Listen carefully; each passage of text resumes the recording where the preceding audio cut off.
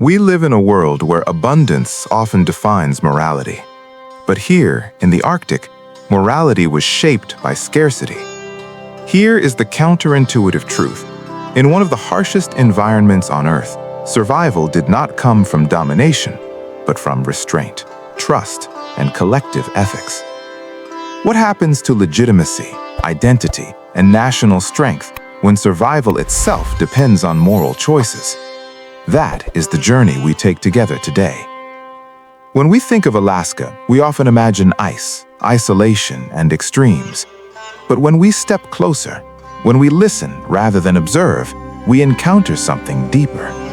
We encounter the Inuit of Alaska, not as a footnote to history, but as a living case study in institutional integrity without institutions, governance without bureaucracy, and resilience without abundance. We are not here to romanticize hardship. We are here to understand how a people built societal cohesion where a single mistake could mean death, not just for one person, but for the group. Together, we explore origins and adaptations, crises and reforms, social structures and trade networks, and we ask a larger question that echoes far beyond the Arctic. What does real national strength look like when the environment strips power down to its moral core? We begin where the land itself resists human presence. Thousands of years ago, the ancestors of today's Alaskan Inuit migrated eastward across the Bering Land Bridge. They did not arrive with empires behind them. They arrived with knowledge, portable, adaptable, and deeply social. The Arctic offered no margin for error, no surplus to hoard, no room for ego-driven leadership.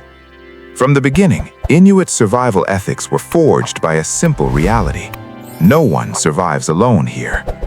Food sharing was not charity, it was governance. Skill was not personal property, it was communal insurance. Knowledge of ice, animals, and weather functioned as political capital, but it could never be monopolized without consequence. This is where we see the first layer of Inuit political psychology. Authority emerged from competence, not coercion. Legitimacy was earned through reliability, judgment, and restraint.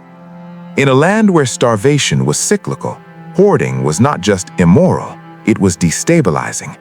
Societal cohesion depended on trust that resources would circulate, not accumulate. This was not weakness, this was institutional integrity without written law. Inuit societies did not resemble centralized states. There were no kings, no standing armies, no prisons. And yet, order existed. Governance functioned through consensus, elder authority, and deeply internalized norms. Conflict resolution relied on mediation, public accountability, and, at times, ritualized song duels that transformed aggression into performance rather than violence. This matters more than it sounds. In environments of extreme stress, coercive power often collapses first. What remains is legitimacy, and Inuit legitimacy was rooted in moral credibility. Leaders could not command food into existence. They could not enforce obedience through force. Instead, they guided collective mindset, reminding the group of shared memory, shared risk, and shared fate. Here, institutional integrity lived in behavior, not buildings. Even family structures reinforced societal cohesion. Extended kinship networks ensured that orphans, widows, and the injured remained embedded within the group. Exclusion was a last resort, because exclusion often meant death. This produced a political psychology centered on restraint over dominance, continuity over conquest. And when crisis arrived, as it often did, it tested not strength of arms, but strength of ethics. Isolation is often misunderstood. The Inuit were not cut off from the world, they were selectively connected to it. Trade networks linked Inuit communities across vast Arctic distances. Tools, materials, and knowledge moved through seasonal routes that mirrored animal migrations. Later, these networks extended to neighboring indigenous groups, and eventually to European traders. What did they trade? Furs, ivory, tools, and critically, expertise. Their engineering achievements were not monumental, but they were precise. Kayaks and umiaks were masterpieces of efficiency. Clothing stitched from animal skins provided insulation modern materials still struggle to replicate.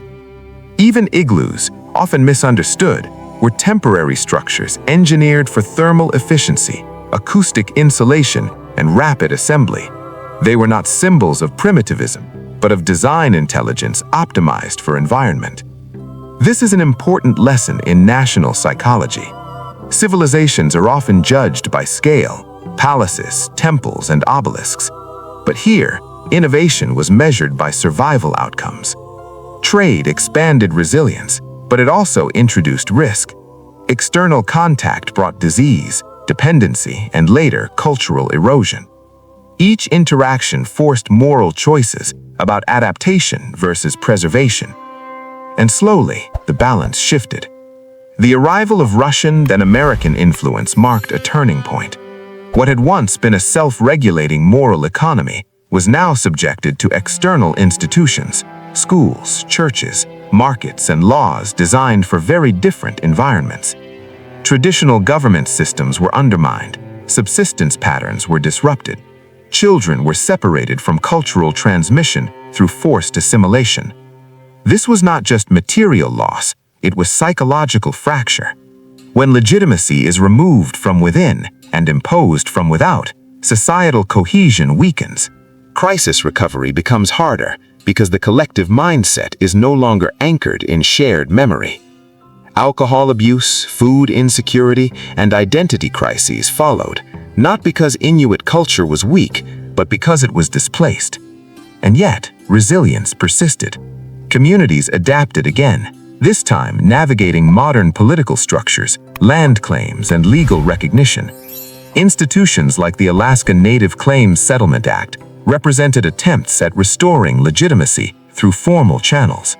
But the deeper work, healing political psychology, remains ongoing.